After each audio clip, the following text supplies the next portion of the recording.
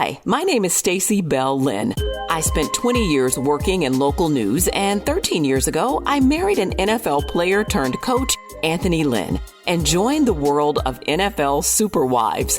I've always loved hearing about the life behind the headlines. It's where you find the common thread that connects us. That's what I want to do here. My husband played and coached for the Broncos and 49ers. He's currently the running backs coordinator for the Commanders. We've moved 6 times across the country for his various jobs. When I first met my husband, I didn't know anything about football. I just loved the commercials and the snacks. Well, trust me, that's changed.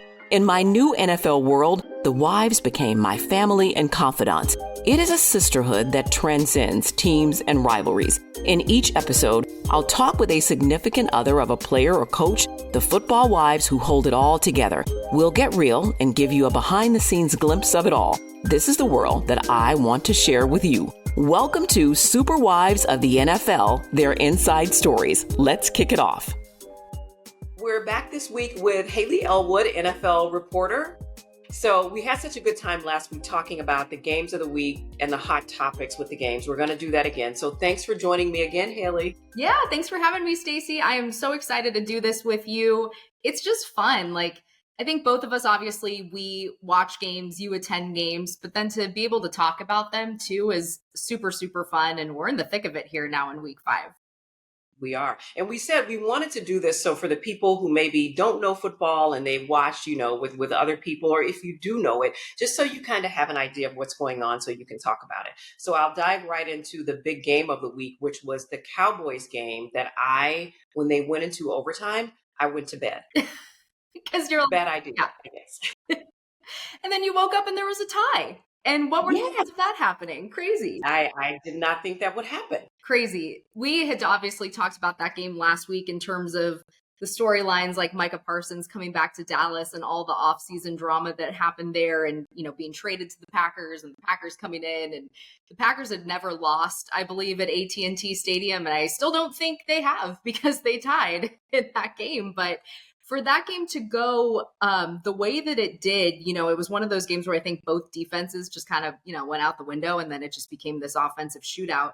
There were obviously some questionable time management issues at the end of overtime there with Green Bay, and they were pretty lucky to be able to get that field goal off and play for the tie. But it's one of those things where I think, it's funny because we watched this incredible game and then you sort of have this feeling of, oh, that's it? It was so anticlimactic for me when I got up the next day. And I think even when NBC, I'm looking at my TV as if, I'm gesturing there, but when NBC was showing players walking off, it sort of was that vibe of guys just being like, oh, okay, that's it.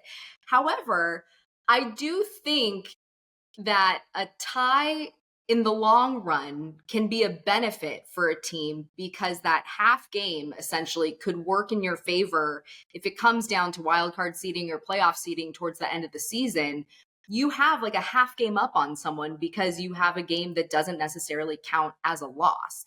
Now, how it all will shake out remains to be seen, but I think it was really interesting. And I think it was almost kind of like jokes on us for staying up and, well, maybe not you, but for the rest of us who stayed up and were excited about it. And then it ended the way it did was just kind of funny. But, Dak Prescott, obviously, the Schottenheimers extremely well. And in my opinion, I think he's playing some of his best football right now under Brian Schottenheimer. And Jordan Love had a really great game. Obviously, was kind of careless in the first half with the strip sack fumble. But, other than that, he looked great too. And it was just one of those really kind of classic games that, is just kind of a bummer that it ended in a tie. But hey, you know what? No one lost. So I guess that's a good thing at the end of the day. Now let's talk about some of the games coming up. I think one of the big ones coming up this week is going to be, is it the Ravens Texans? Mm-hmm. So this is kind of a funny game because I'm not sure anyone would have maybe circled this game heading into week 5. But both teams are 1-3, and the Texans got their first win last week over the Tennessee Titans. The Ravens unfortunately lost to Kansas City, and we had talked about the implications of that game where it dropped them to 1-3. The Ravens faced a litany of injuries in that game, including to quarterback Lamar Jackson, and his status, you and I are taping this on it's Tuesday, right? Yeah, Tuesday. Yeah, yeah. Mhm. Remains to be seen as they move throughout the week, but he did exit that game early with a hamstring in the third quarter. Also lost Ronnie Stanley, Roquan Smith, Marlon Humphrey. These are huge playmakers, and just, with terms of Stanley being just a protector on that side of the offensive line, these are key players for this team. And this is difficult, and this will be a challenge, even going up against the Texans. But the Texans, I read, have not been able to beat the Ravens since Lamar Jackson has been the quarterback of that team. So this is an opportunity for them to try to get on a roll and make a little headway. Another thing that happened last week for the Texans in their win over the Tennessee Titans was their head coach, D'Amico Ryans, who's been a fantastic defensive coordinator in this league and was previously calling the defensive plays, gave up those play calling duties to their defensive coordinator, who took them over. So D'Amico, he said, could just be able to kind of look at everything and assess everything. And you obviously know the life of a head coach, and there's a lot that you have to manage during those games. So I think that was something that boded well for them. So that's certainly a matchup that I think is probably a little spicier going into week 5, like I said, than maybe any of us had anticipated at this point. And I think that if you're watching that game, I think one of the headlines there is, at the beginning of the season, I don't think anybody thought the Ravens would be, what are we going into, week 4? Week 5. So One both and of those teams are week 1-3. And the Texans Yeah, were a playoff team last season too. true, Yeah. true. And won their Okay. division. Other big games, I'm gonna see you this weekend. I'll see you this weekend. So what are we at this point? 2-2? I believe I should know these things. I believe the Commanders are 2-2 and Commanders. unfortunately lost last week. The Chargers are now 3-1. Hit a bit of a skid there in New York, facing Jackson Dart, a rookie quarterback, with Brian Dable making that change. And I wasn't there. I actually was at the Rams game this week, but from what I heard and from what I could watch on TV, it certainly seemed like Jackson Dart just lit a spark with that team. And although I think they were still being pretty cautious with him, he was kind of what they needed. Now, the downside is you lose someone like Malik Neighbors in that game, so it's like a give-take. And when you look at the Chargers going into this week, losing Joe Alt is really, really difficult because they have had so much attrition on that offensive line. And so for those who might not know, the Chargers starting left tackle is Rashawn Slater, and he went out during training camp, I believe, with an injury to his knee and is missing the entire rest of the season. So he's on the left side. Joe Alt plays on the right side, and they moved Joe Alt from right to left. However, Joe Alt got injured in this game against the Giants this past week, and I believe Ian Rappaport reported it was a high ankle sprain, and he's likely going to miss some time. So it's tough when you're a team that's just trying to keep your quarterback upright, right? That's literally the success, the key to having success. And so going up against that Giants defensive line was just a really, really tough day for Justin Herbert. Jim Harbaugh after the game said this dude is taking too many sacks. I paraphrase there, but he's just taking too many. He's getting knocked around too much. He's taking too many hits, and they need to try to build up that protection. But it's hard in the middle of the season, right? It's hard when guys aren't really readily available, and this isn't really a time that's a premium position. But I'm excited to see you. I think it's going to be a lot of fun. I'm excited to see Anthony and have a little bit of a homecoming, and it'll be great. Yes. Fun story. Well, not funny. I've never been to SoFi, so this will Okay. be my first time in SoFi. That's right, because there was COVID that There was year. COVID year, They and I really never did. went, and it was just I never came back for a game, but Yeah. I'm going to do it this year. There you go. There was something else I wanted to bring up. Oh, the whole the Giants, I guess you would say, benching Russell Wilson. That was a big talking point. So if you're paying attention to those games, like the rookie quarterback getting the start over Russell, and they won. And they won. And I believe, I don't have it on my phone, but there was some crazy stat that like a team that was 0-3 and made a change had never won a game. And it was just some like crazy 0 for whatever 100 like games that had happened. And so Jackson Dart and the Giants kind of bucked that trend. But you saw after the game how excited Brian Dable was, just embracing him and loving on him in a way. And so, as they move forward, it'll be really interesting to see, okay, is there something here? Can they keep this going? Because as we both know, and as, people will learn too, who might not be associated, with football so closely, learning the game is really tough. And when you look at we can go back to 2020 when Justin Herbert made his kind of unexpected start for the Chargers. That was extremely rare. And to have the success that he had is very rare. And so you see some teams, try to take a little more of like a sit and watch approach. That happened with Jordan Love and Aaron Rodgers. That happened with Patrick Mahomes at the Chiefs and Alex Smith. He sat behind him for about a year. And so to get thrown into the action is rare. To get thrown into the action and win is even more difficult. I give another good example of that we experienced, Brock Purdy. Yeah. That was like, yeah. And that's a big one. And they have actually a huge game this Thursday night too, going up against the Rams at SoFi. Yeah.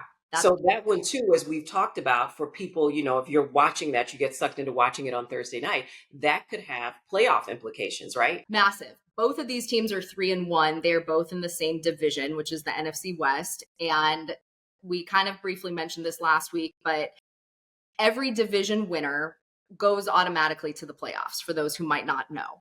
And so when it comes down to it, the easiest path that you have to the playoffs is to win your division. So with both of these two teams in the same division with the same record, getting a win over, whoever gets a win over the other will absolutely, pay dividends down the road. And I think when you look at the Rams, like I said, I was at that Rams game. They played the Colts, who were 3-0, and the Colts had a lead deep into the fourth quarter. And then all of a sudden the Rams scored 2 touchdowns within the last like 3-ish minutes and 20 seconds and ended up picking Daniel Jones off at the very end of the game too, to just seal it for them. And so they kind of got hot as the game went on. Your guy, Brock Purdy, who you know very well, John Lynch, I read, said this morning that he is extremely questionable going into this game because it sounds like he kind of re-injured his toe from last week. So this will be a really interesting one. But Mac Jones, I believe, is their backup and had won with them earlier this year. So could it be a plug and play situation? We'll find out. But that is a big one that kind of kicks off week 5 as we get into it.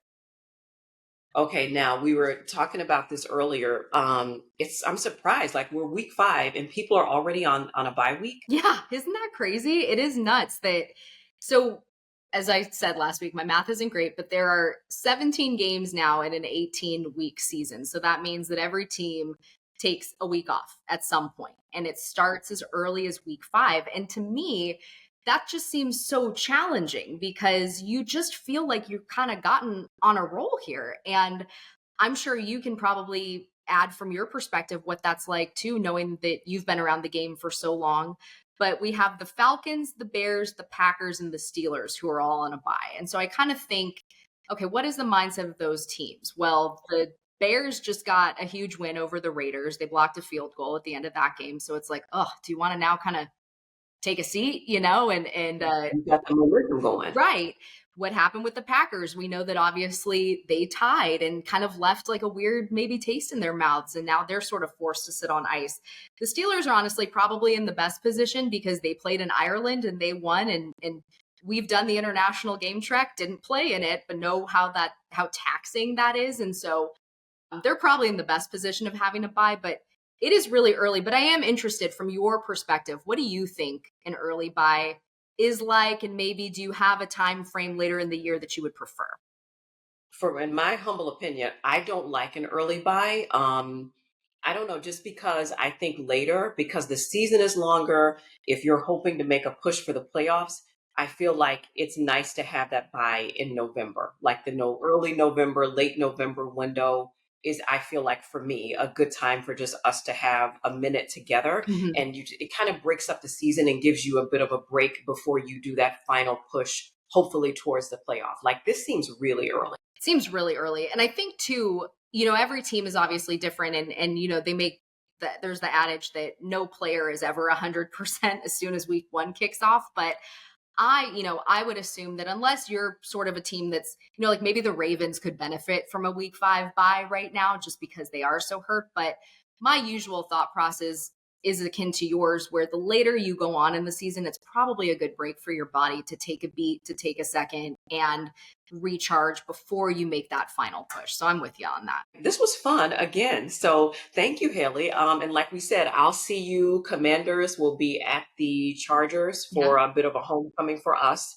So yeah, I'll see you this weekend. It should be fun. I mean, both teams are coming off losses. Yep. So As Anthony would say, it's going to be a dogfight. That's so something he would say, but yeah. That is so something he would say. I'm excited. I'm excited to see you. I'm excited to see Anthony, like I said, and yeah, excited to see the Commanders. This is one of those funny AFC NFC matchups that doesn't, always only happens every 4 years or so, and so one of those kind of rare opponents, but it should be a lot of fun. I know, if Jane Daniels plays, which I'm not sure, but being from out west, I think is really cool. And I would imagine that he would have a lot of family there. So we'll see what his status is. But regardless, Marcus Mariota, he's another good one out here too. And you'd have 2 Oregon quarterbacks. That would be fun. That would, I forgot about that. I didn't know, but that's good to know that they both went to Oregon. Yep. All right. Hayley Elwood, NFL reporter. Thank you so much for joining us again. We'll do this again next week. Thanks a lot, Hayley. Thanks, Stacey. Okay, thanks for listening, and thanks in advance for liking this podcast and leaving a review. Meet you here next week.